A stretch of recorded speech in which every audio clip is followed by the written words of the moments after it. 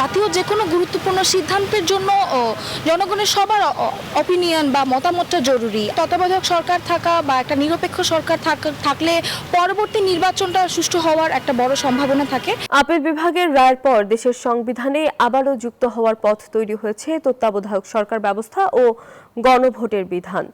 দীর্ঘদিনের রাজনৈতিক বিতর্কের কেন্দ্রবিন্দুতে থাকা এই দুই সাংবিধানিক বিষয় নিয়ে শুরু হয়েছে নতুন আলোচনা। কেউ একে গণতন্ত্র ও জনগণের মতামতের প্রতি সম্মান জানানোর উদ্যোগ হিসেবে দেখছেন, আবার অনেকে বলছেন সুষ্ঠু বাস্তবায়নই হবে সবচেয়ে বড় চ্যালেঞ্জ। মাহমুদ হাসানের রিপোর্ট। তত্ত্বাবধায়ক সরকারের অধীনে সর্বশেষ জাতীয় নির্বাচন হয়েছিল ২০০৮ সালের ২৯ ডিসেম্বর। পঞ্চদশ সংশোধনীর মাধ্যমে এই ব্যবস্থা বাতিলের পর দলীয় সরকারের অধীনে ৩টি বিতর্কিত নির্বাচন হয়, যাতে অনেকেই ভোটাধিকার প্রয়োগ করতে পারেননি।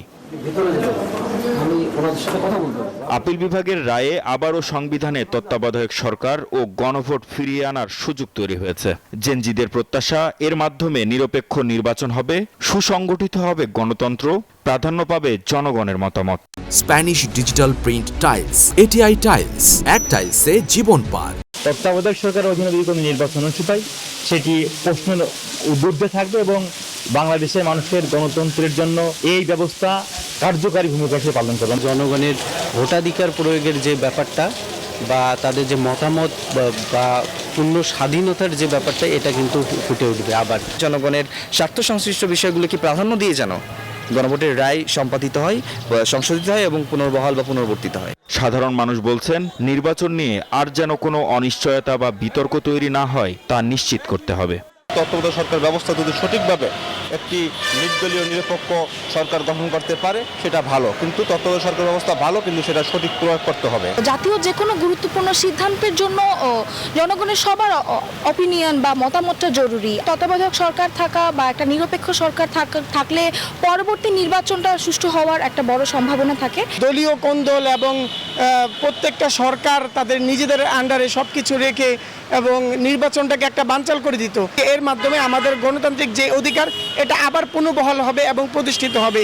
সংবিধান বিশেষজ্ঞ ও রাষ্ট্রবিজ্ঞান বিশ্লেষকরা বলছেন, তত্ত্বাবধায়ক ব্যবস্থা ও গণভোট গণতান্ত্রিক কাঠামোকে আরও অংশগ্রহণমূলক করার সুযোগ তৈরি করতে পারে। তবে এর সফলতা নির্ভর করবে আইনি ব্যাখ্যা এবং রাজনৈতিক ঐকমত্য এবং বাস্তবায়নের স্বচ্ছতার ওপর। বাংলাদেশে আমরা যে ধরনের রাজনৈতিক ব্যবস্থার মধ্যে আছি, তত্ত্বাবধায়ক সরকার অধীনে নির্বাচন হবে, এটি এখনো প্রয়োজন। নিরপেক্ষ যে নির্বাচন, স্বচ্ছ যে নির্বাচন, এই নির্বাচন কিন্তু কোনো সরকারের অধীনে আমরা দেখতে পাইনি, যার জন্য আমরা তত্ত্বাবধায়ক সরকারের অধীনে গিয়েছি।